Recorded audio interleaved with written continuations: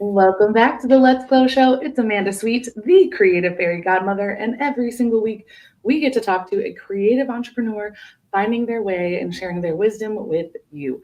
And today you are in for a treat because we have the illustrious Mary Barton. Thank you. Thank you for being here. I'm so excited for you to be here. First, because we've been trying to get you on the show. And second, every single time I see you and ever since I've met you, I'm just like, here's another half Filipina queen bossing it up in the community, getting names, making space, making people learn, and making spaces equitable. And I was telling my sister this morning, I'm like, I get to talk to Mary. And she's like, who's Mary? Oh, Like, she's one of us. And she was like, okay, let's go. that's so sweet. I'm so happy for you to be here. So tell our audience viewers who you are and what you do. Sure. I'm Mary Barton. I own a CPA firm called Equitable Accounting Solutions here in Detroit. I'm half Filipina. My other half is Italian. A lot of people don't know any of that. I think I look kind of ambiguous. And I rarely meet any half Filipinos out there. So it's when I met you, Amanda, like years ago, we just like automatically connected. We're So I cousins. don't know where you're finding everyone else, but you got Well, to introduce me.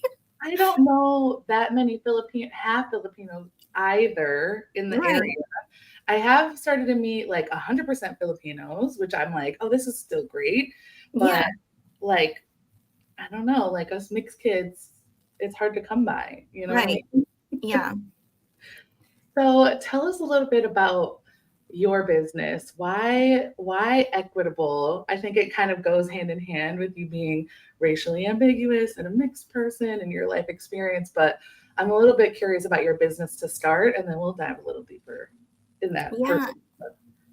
for sure. So I started my business in 2020, right before the pandemic, and I've always worked in accounting. So I graduated in 2005, and always had like accounting roles, with whether in public accounting, financial reporting.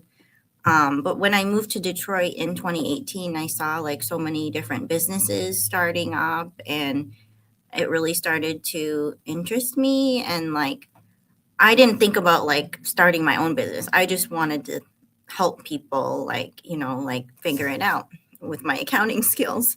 Um, and so I would hear a lot from people about like, oh, my accountant doesn't understand what we do, or like it's hard to get, return my calls or my emails, or like, I'm not important.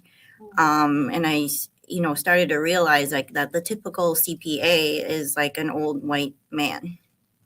Yeah. So, I was a CPA working for an old white man. I mean, so I kind of like it inspired me to really help, the diverse community, and, identifying with them, understanding, the gaps that they face, and helping in that way. And the gaps are real. The gaps are really real. So we need it like and I've been struggling with that too, but as I meet more entrepreneurs, it's like on the bottom of their totem pole cuz it just doesn't feel attainable. What Right. advice do you have for someone looking for a CPA that not doesn't necessarily not want an old white man? I'm gonna put that in Yeah. Well, I mean, a there. lot of that generation, it's like the baby boomer generation, and like 75% of CPAs right now are that generation and are retiring. So, I wouldn't hire someone that's like close to retirement, just because you'll end up transitioning with someone else. So just, find someone that's relatable, understands small business, and wants to like know you and help you grow, and like not just prepare your taxes in like March or April. I Mhm. think that's really important. So like our firm is designed to support women and minority entrepreneurs out all throughout the year. So we don't just prepare taxes. Our services are based on like a monthly a monthly service. So we're talking to you all year round. And it helps because it tells the story. Because I'm finding myself at this place where I'm like, how do I weave all this together? It feels overwhelming to me. And so I can't even imagine, like, I'm going to say this to the side. I have a lot of people that are like, oh, you're good for setting aside money for taxes. I'm not even thinking about it, right? There's like that conversation that happens on the side in the shadow is like, oh, girl, I don't even do that. I don't even do what you do, and you're doing the bare minimum, you know? So Right. what would you say to small businesses that feel overwhelmed about their money flow, keeping track of everything? Like it feels overwhelming. And I think that is partially by design. Mm-hmm. It also feels like too big to tackle, which is where people like you come in, but that also feels very far away. Right. Yeah. And I totally understand that. Services like ours are, we try to make things equitable and meet clients where they are, as far as budget. We also have referral partners that we refer clients to if it's not a good fit for us. So we're not just like, no, we can't help you. But I would say, like, if you are an entrepreneur starting out and you have a limited budget, just make sure you're keeping track of your income and expenses every month, even if it's just on a spreadsheet. Because like you said, like, you don't want to get surprised at tax time when you like owe a bunch of money and you didn't save for it all year. Because then that creates a cycle. You're going to keep owing back taxes, interest and penalties. So I would just like be mindful of what you take in every month and just know that I'm going to owe taxes on a portion of this, not 100% of it because you have expenses to deduct and all that stuff, but be mindful of like keeping a savings account specifically for taxes and setting those aside. And it's like, it becomes a practice, but you start the practice, right? Mm-hmm. Before you start the practice, it feels overwhelming. I took a class with DNEP over the summer, and it was like a financing 101, like becoming your own, like financial, your CFO for small businesses. It was 3 days, so it wasn't like super intense, but this is my concern, and I'm just wondering your thoughts on it. After 3 days, 3 half days, you learned so much, and I felt like I learned so much that I realized I know nothing. I knew less than nothing. I feel like I left learning that there are way more things that I don't know about, and that's another reason why it feels like overwhelming. Yeah. What are your thoughts on like how much a business owner should know about finances? Because I'm like, do we need to get a master's in this? Because yeah, I get it. And like it's with any subject that might be new to you. Like if you're doing a condensed course like that, it is a lot and probably too much to take in. So like I feel like as long as you're getting a few key things out of that can like you can make a practice or like create a habit on, you're doing even better. It's a constant learning process. Like even for me, I have to get 40 hours of CPE every year, continuing education, to keep up my license.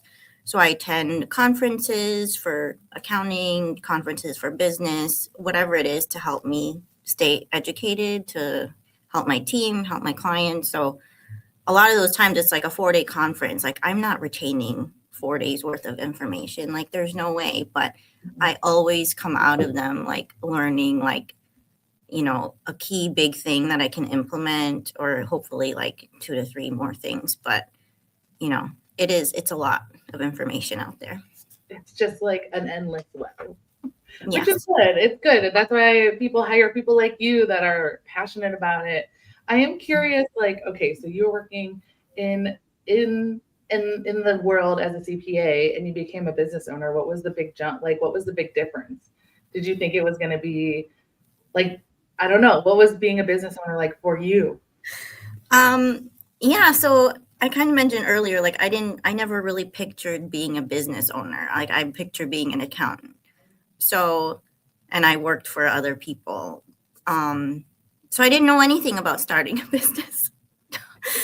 And like most business owners, like we figure it out So that's what I did. But now looking back, and especially being in Detroit, like there are so many resources here that are available to small businesses starting out. And I actually partner with several of them in providing like technical assistance services. So we mentioned like the business owners, that have a limited budget, but they still need help, especially with accounting and stuff. Like there are free resources out there. So we partner with Prosper Us, Michigan Women Forward, Michigan Black Business Alliance.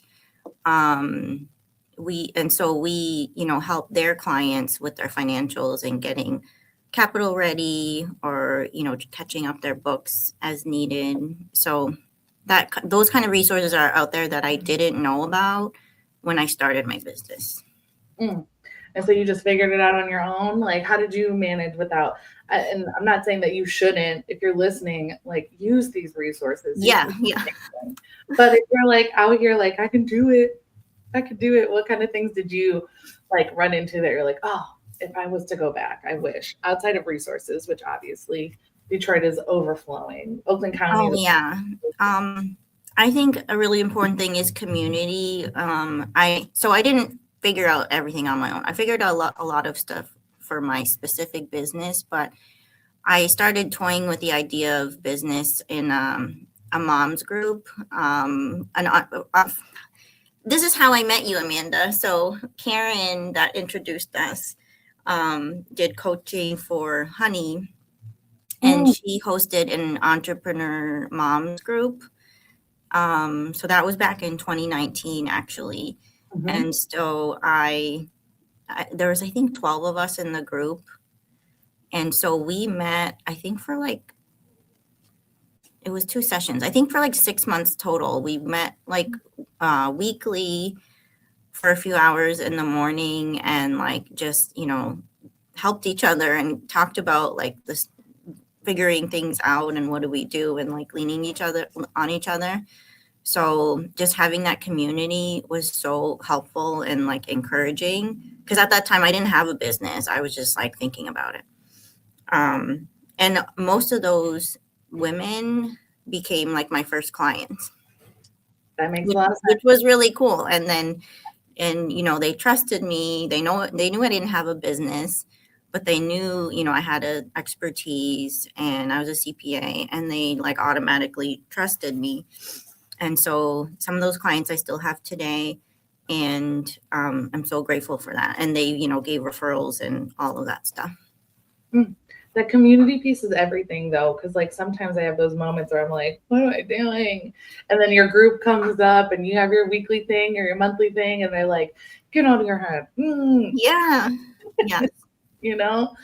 I love that. Okay, so I want to go a little bit more personal, and I'm personally curious what your experience was like in any parts of your life that stick out as a mixed race woman, because like I feel especially as a half Filipino, like I'm just wondering what your experience was like growing up, because I know that like there are stories that I have that people are like, I don't understand that part. Yeah. Yeah. I mean, thinking back from when I was like a child and growing up, I'm actually from Canada. I don't know if you know that, Amanda. So I did not know that. Yeah, I'm Canadian, so I grew up in Windsor, right across the border. Okay. Yeah, and so my parents were both immigrants, and so they met in Windsor, learned English and all that stuff. And, during the 80s and 90s, like where I lived, it was like a predominantly white neighborhood and area, and, our school district was in our neighborhood. So I think I'm pretty sure I was the only minority for like many, many years, which, I didn't understand in the beginning. I think I knew I looked different, but, it wasn't talked about a lot. But, then I would start to hear things like people making assumptions about my family or where my mom was from and stuff. But I think things changed more when I went to college or university. I went to University of Windsor as well, where there was, people were coming from all over the city and moving from, different cities in Ontario or countries, like international students. So I feel like I fit in a lot more. I loved my elementary school and high school and had really great friends. I still have a lot of those friends today. But it was definitely different. It feels like, upon reflection, I feel like those are like character building moments, a lot of those, but like going through it, because I started off in Southfield Public Schools, which was like predominantly Black schools, and I'm a minority in that school, but a different kind. And then we moved to the West Bloomfield area, and I went to Walled Lake schools, which was predominantly white, which was like a stark difference. Yeah. And both of those experiences, it's very, at least for me, in those two very polar experiences, it was very clear that I was different. But I think much more vocal positively in the Southfield schools and much more vocal negatively in the West Bloomfield Walled Lake schools. Like, it felt like an important thing for other people in my community to verbalize like what I was and wasn't. Yeah. Interestingly. And then like as a young person, like going to Filipino parties and like feeling like the oddball out and going to parties, like, okay, I'm just kind of like sitting like. Yeah, I feel like in every situation is like, it's a little bit isolating. Like, and growing up, I didn't have just that. I was always the shortest person. Like, I'm only 4'11". So I was short. I was a minority. I was extremely shy. I used to like cry when people talked to me in elementary school. So it was just a lot of things where I felt like I didn't have confidence in. I don't even see that in you anymore. 'Cause like I go to spaces and your face is on the big screen, your logo. So how did you grow out of that? Like what were some of the like big things for you that stick out for some of our friends here who may be a little bit shy or? Yeah, I think it did not happen overnight, and I'm trying to think. Like, even when I went to college, like I sat at the back. I didn't raise my hand in class. I was more of like an observer and listener. I moved to New York City. So my husband now, who I was dating at the time, he was from New York, and so I moved there, which was like a rude awakening for me, like Most extroverted. yeah, coming from small town Windsor to moving to New York. So I had to, I think, like force myself to come out of my shell. I had to find a job in 2008, which when everyone was losing their jobs, I had like a really racist employer that I got a job with and quit like 2 weeks later because he was really inappropriate. But then I found another firm that I worked with for several years, and like they were great. And I think that's just the challenges that I faced when I was there, like, figuring out the landscape, figuring out how to get around in public transportation, like forcing myself to speak to people to like help with directions or to get help or whatever.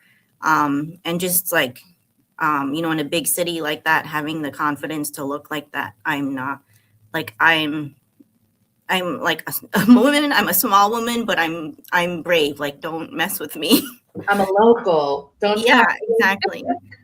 So my husband always jokes about like one time we were like out and we were walking through Times Square for whatever reason, and like a taxi was like pulling up and like almost hit us, and I like smacked the taxi and was like, and he's like, yeah, that's the moment that I knew you were like, you were a New Yorker. I love But But yeah, and like just being with him has given me a lot of confidence and like believing in myself and putting myself out there. So I love that. It's like when you go up against a car. That's the test. yeah. We are And I acted like it was no big deal. Apparently, I vaguely remember it, but he remembers it. like it's nothing. Yeah. But you probably saw this like evolution of you where you're probably like, where do I go? What do I do? Okay, tell me again. Where do I go? What do I do? Because I know I have cousins that live in New York, and every time I go, I'm like a hot mess. I'm like, tell me, okay, wait, explain it one more time. Okay, wait, where do I stand? What do I do? Like, Yeah, it is. It's definitely like, and I lived there for 6 years. So by the end of it, I was like, I loved it, and I was really sad that we moved. But it was something we had to do as a family. But yeah, I love that I got to have that experience. that's beautiful. And like nobody from Windsor that I knew like upped and moved to New York City. It's a badge of honor. You know what I mean? Yeah. I was like, Mom and Dad, I'm moving to New York and with your moving boyfriend with a boy. You've How never did they react? well, by that time I had already moved out and I had my own apartment in Windsor. Mm. So it was kind of like I was already independent and on my own.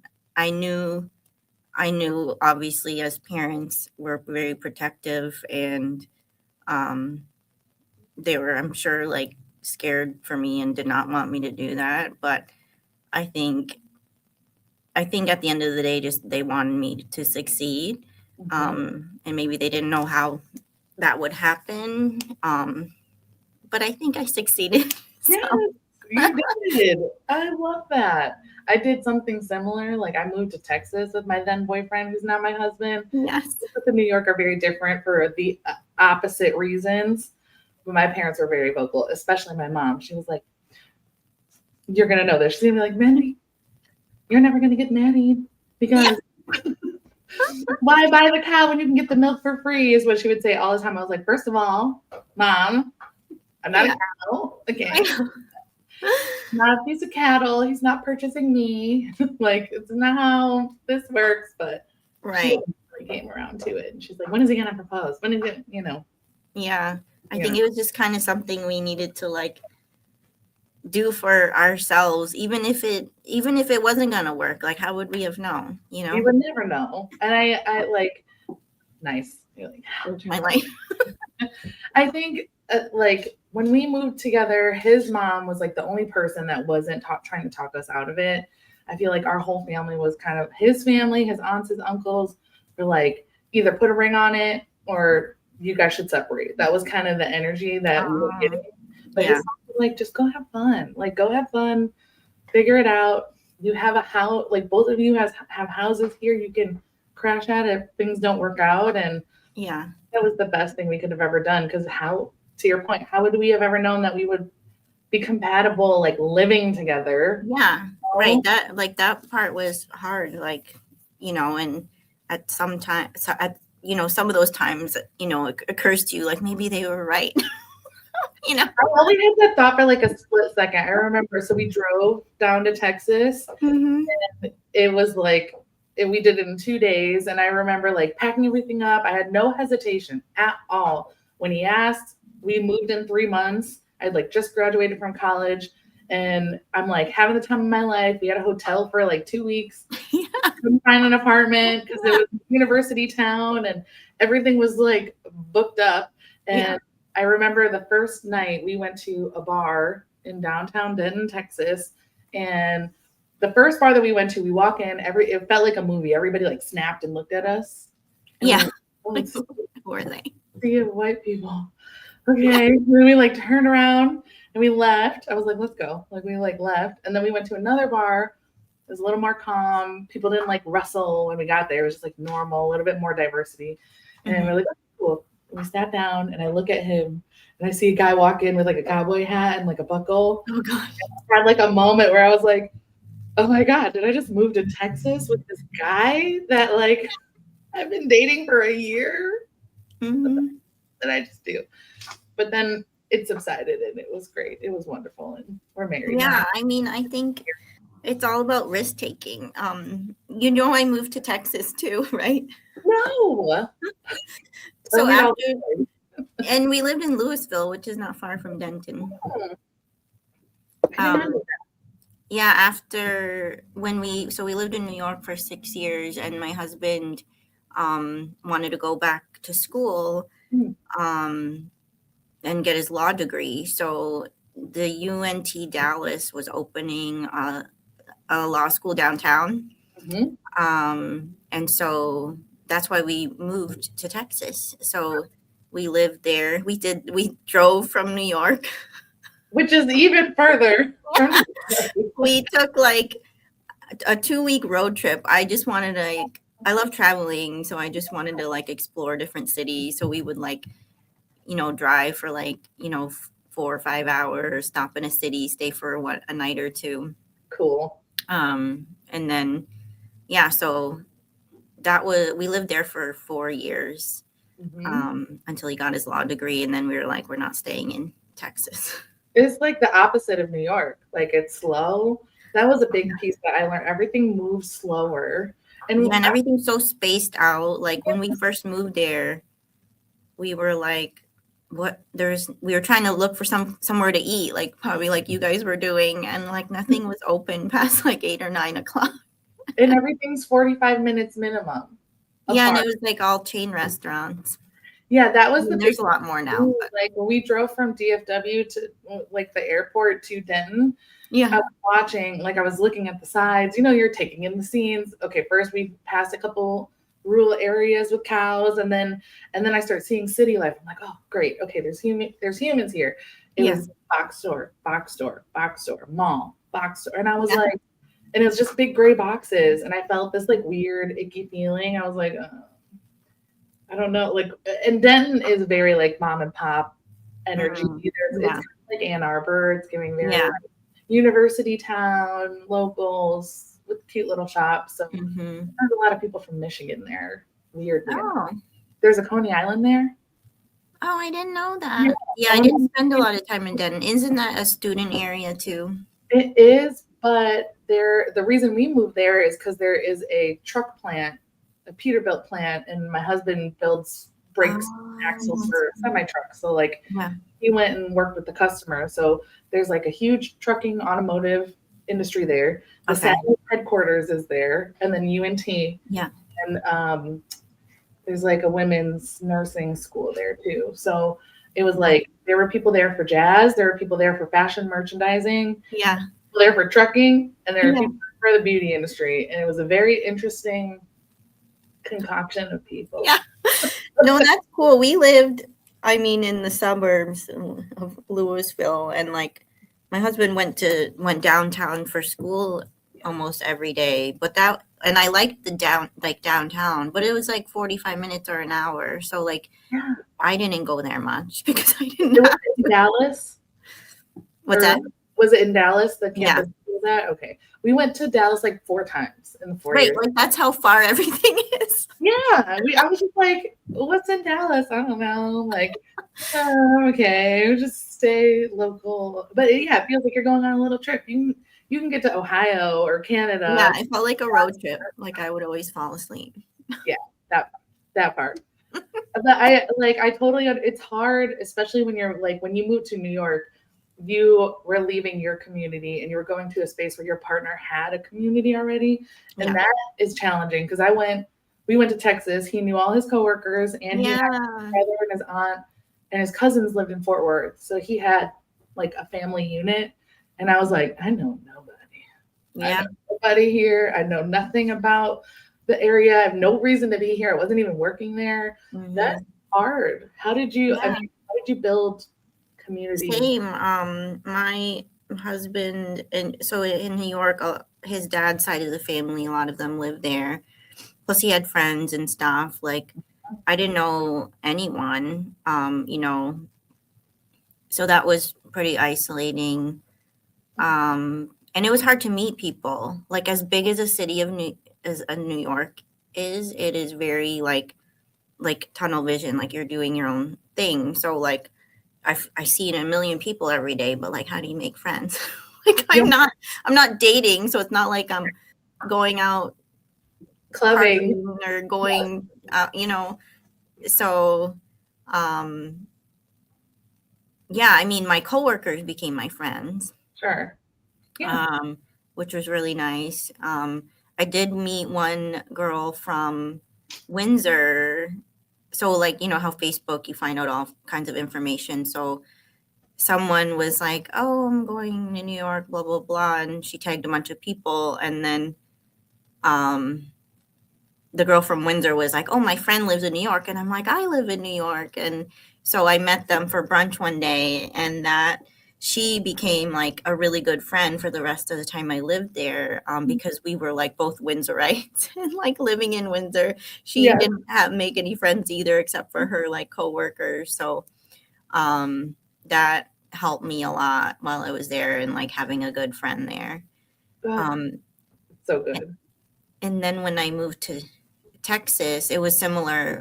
So he had like his core family and mentor that lived there, Really? who like really helped us get established and like welcome us there. But I didn't know anyone.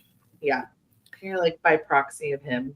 You Yeah, have and again, like I got a job and like my coworkers became my Yes. Yeah. friends. And it's challenging because, like, when I was in Texas, I was working for a Michigan-based company remotely. And I was like, this is such a challenge because I'm not going to an office. I Yeah, am not in school anymore. I have no like regular routine where I can like run into the same people every time. So like this, like yeah, there's that's no different. school, but there's nobody talking to you. And I there was a 7-Eleven at the end of my subdivision. So I would like walk to the 7-Eleven every morning to get Yeah. coffee. Aw, Tried to make friends with the lady that worked there, and she was not. She was yeah. not. So you But did like the work from home thing before the yeah, pandemic. 4 years And before the pandemic, and then the yeah. pandemic hit.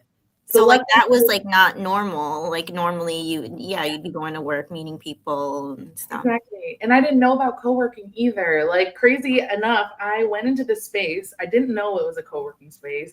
I spoke on a panel for them. I did like 2 different panels. I like went to their events that happened outside of their co-working space, and I went into their co-working space once. And nobody explained it to me. And What is it?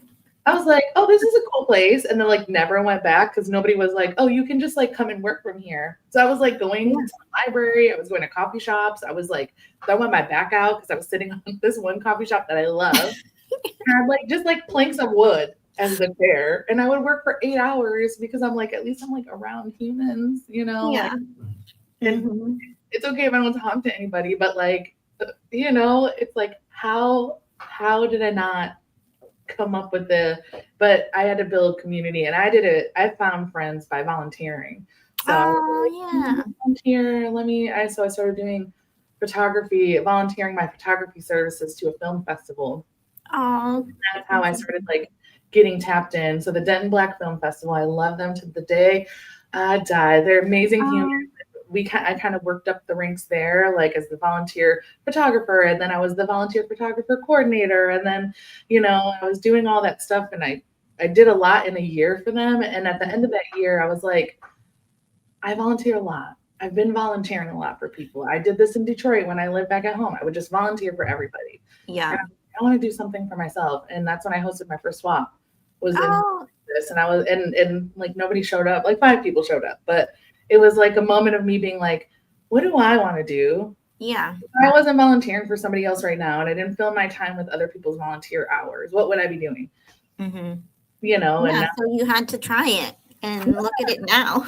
oh my gosh, yeah. And like I'm very like bold about the make friends part. And I think there's like some discord going around on the internet, like, oh, communities that sell friendships are like inauthentic. I'm getting that stuff on TikTok, but I'm like, how else are you going to make real friendships as an adult with a job, with kids, with a spouse, whatever the case may be, and you don't drink, or you don't feel like going to the nightclubs, or you don't, like, Right. how else are you You going to have do to it? be like around people to do that. It might be awkward or forced at first, but like how else it's how you meet people. Like when people ask me like how I met my husband, we literally met at a nightclub. Yeah. When I was on spring break. Like, yeah, people are going out, they're all single. Like, Yeah. you end up meeting people. It's not like, you know, it's not like it's impossible, or like, I don't know why it should be so like faux pas. Like, you can't meet like your future spouse at the club. That is such a weird thing for people to say. Because I met my husband at a party. Oh, see? Basically a club. It was just like a big house party, but it was like, where else will you meet fellow people if all of the people that are going to this have the same, they're like, we're single, we want to go Right. out, we want to mingle, right? Right. But I think I do think dating culture is very different now. I do believe that like there's a lot of people that are transactional out there. So I understand. Oh, yeah. I can't even imagine. I'm so glad that I don't have to understand, but I get it. And especially like, I know I have a lot of friends that are women in their 30s, late 30s that are educated, have their own business, and are struggling to meet men. And Yeah, it's hard. I always tell them, you should volunteer. You should volunteer because at least these people have similar values. That's really good advice. Like, yeah, I don't hear that a lot. I mean, I do my own fair share of volunteering, but I never really thought about it as a way to like meet people. Yes, every time I volunteer for anybody, I'm like standing next to a person. I'm like, so you want to exchange phone numbers? Like, yeah, like clearly you meet people. I just never thought about it as far as like a meeting a future person. Yeah. But yeah, like you have similar values, like donating your time. You have a similar passion, whatever, event or organization it is. Mm-hmm. Yeah, there can be love in volunteering, that's for sure. Yeah. That. And I love that you met your partner at the club. Like, that's so cute, neat situation. Yeah, it's a longer story than that, but that's it. That is it in a nutshell. I love it. What is it like being married and being a business owner and being a mom? Yeah, those are a lot of hats. Yeah. So I think like juggling it all, it's difficult. It's definitely not for the weak. It involves a lot of communication. My husband is also an entrepreneur, so literally every day is different. Like I know for me, no day looks the same, and same for him. So we like literally plan day by day. So like the night before it'll be like, who's taking the kids to school, who's picking them up, because one of us might have an early morning thing, the other one doesn't. Same with pickup.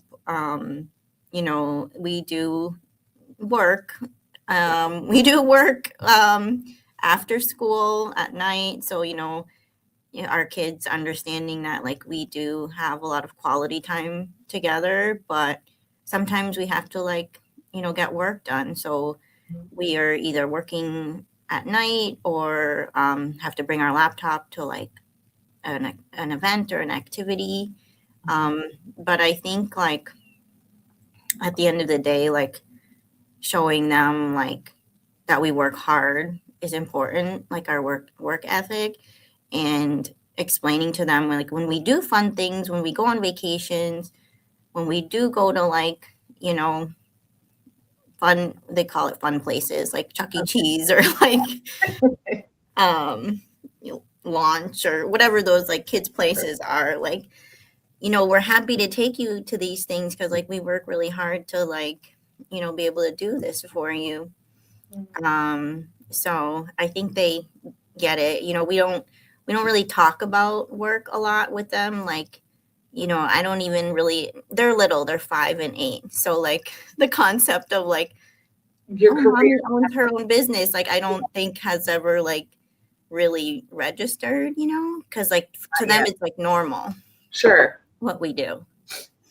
So like, it's funny. I talk to like some parents and it's like the same person picks up every day or drops off every day. Like you'll never see it like the same sequence of events happening with us.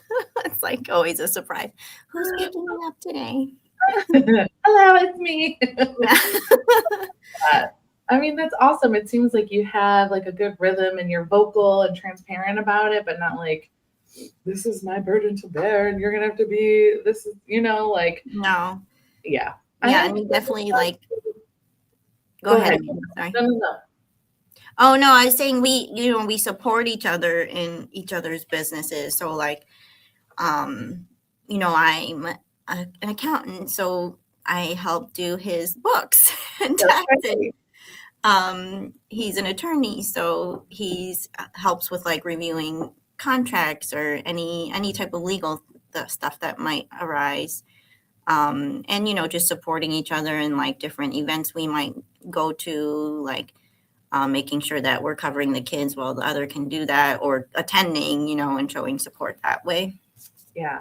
That's awesome. That is like, what a power couple. I'm curious, like, how do you make sure? Because, like, Breezy and I are working together more and more, and he's getting more serious about his entrepreneurial path. And, like, we end up having conversations about work in bed, right? And Oh I had yeah. a friend that was like, we never, and they're like actual business partners. Like, he's the CEO, she's the CMO, right? And they're in Mhm. a design firm. And, he was like, never talk about work in the bedroom. And I was like, okay, how do you not do that? Because they have a little one too. So I'm Oh yeah. curious how you tackle that. Yeah, I mean, I think like, you do have to have boundaries, but like, um, I would just say like, make sure you have those boundaries that, like each other understands, but like, we also barely see each other all day. So sometimes we do like, yeah, last night we were talking about business and like the podcast, um, today, and like, like, and showing each other like that support and listening to each other and talk about those things. A lot of times it's like challenges, or like, how do I do this, or I think it's like brings us closer together, honestly. That's awesome. And And I we don't work in the same business, so yeah, I think it's different because yeah, they work in the same business. They're, like co-founders, and for then, sure. like me and my husband, we're co-creators. He's an artist. So Yeah. like yesterday, oh, I just have to shout him out. So Visit Detroit posted on their Instagram that Detroit is one of the top 5 design cities in the globe, which we know this through Design Core. And Yeah. his installation was in their video. Oh my gosh. They were showing Chroma, which got the girl with the Detroit Yeah. earring. They were showing all like Tiff Massey at the DIA. They had all Yeah. these artists in this video. And he's like, wait, that was me. And I was like, okay. I was like, give me your phone. Yeah. Like, we got to repost. You got to make an Instagram post because You're so good at that stuff. Yeah. he's not in his wheelhouse. And I was like, you got 30 minutes to make a post. And he was like, okay. And I called him an hour later. I was like, how'd the Instagram post go? He's like, I'm still working on it. Yeah. Oh, that's so sweet. I know. Yeah, I gotta check out that video. Oh, I'll send it to you. I was like so proud. But that's why we talk about our businesses in the bedroom because we're excited about it. His art's in our bedroom, and I'm like Yeah. talking each other up and excited about it. So I think they have a different dynamic because they work together every day. Oh yeah, I've met other business women who like are partners with their husband in business, or like their kids are in the business, all those things, and they say like whenever we have like a family event, like they have a strong boundary, like do not talk about business. And like I totally respect that, because like their day to day is talking about their business. But like if you're going for like out for a birthday or anniversary, like, celebrate everything else. The moment. But it's hard, like I try not to talk about my business too much at my family, like with my family, because like I don't want to like overtake because they'll ask questions and then it goes into more questions. So I try not to like overstep or overshadow anybody. And Yeah. it's hard because they're like, what's going on with you? And I'm like, nothing. Yeah, I know. I'm the same way, Amanda. I am like a very private person. And so, I mean, you see my firm stuff on social media and stuff and everything, but that's like, it's marketing, it's for the business, and it's for like our clients and future clients, people we want to educate. But like, I don't talk about it. Like when I go hang out with like friends or cousins or my parents, like if they ask about it, I will tell. But for the most part, like I said, it's kind of like you have your own community of like business people and business owners who like understand and get it. Like, I'm not saying like they wouldn't listen or anything, but it's just like, it's different. Yeah. Like, I love my family, but they're always like, so when are you going to start making money? Like, when are you going to stop asking that question? Like, Right. when are you going to start paying for tickets? Like, when are you going to start, Yeah. you know what I mean? Like, and I love them. And I know it's coming from a place of like worry and love and care, but I'm like, it's not helpful. So sometimes I'm like, I'm not going to bring this up because like, we can't have the conversation that you think you want to have with me because you're afraid Right. of what the risks that I'm taking. To your point earlier, like being a business owner is a huge risk, but also is never chasing your passion. That's also a huge risk. So anyway, well, I am like so glad you shared so much about your story, your journey. I know we went on a little bit of a roller coaster. It was fun. I mean, I love it. That's the reality. Like, we are so dynamic people. Like, you have your business, you have your family, you have your partner, you have your things that you're excited about. Oh, I lost my camera. Let's see. But we'll just let me be gone. If you could share and I'm going to share two questions. Question number one, where can everybody find you on social media, book you, ask you for things? And I'm going to try and fix my camera while you answer that. Oh, sure. So our website is equitableaccountingsolutions.com. I know it's kind of long, but we have a booking form on there. We take a limited amount of clients, especially during tax season. There's a form to fill out, basically talking about your business, what your goals are, what kind of services you're looking for, and that's for taking on like monthly accounting clients. Our Instagram is at Equitable Accounting. Facebook is facebook.com/equitable accounting. And you can find me on LinkedIn to either Equitable Accounting Solutions or just look me up by my name, Mary Barton, CPA. I figured it out. Okay. Awesome. That was beautiful. I was like, I heard you winding it down. I was like, okay, she's perfect timing. Sorry about that. Okay. And my last question for you is, if we have somebody watching that is curious about working with a CPA and or a newly business owner who works with their partner, what is the last piece of advice, if we're going to sum up our entire conversation, that you would have for them? Definitely, like, if you have a great idea, take that risk and try it out. A lot of people, they have full-time jobs when they think of a business idea. I did as well. So keep that full-time job while you start your business, figure it out, and like utilize your full-time income to like help fund your business, or at least set aside money for when you do ultimately quit your job, you have like a float to like run you, because most times like you're going to have startup costs to start a business. You're not going to be profitable right away. Some industries you really might become profitable in the first year, but a lot of times it's like a lot of expenses at first. So make sure you have that money set aside and use that money to like pay for important expenses like legal,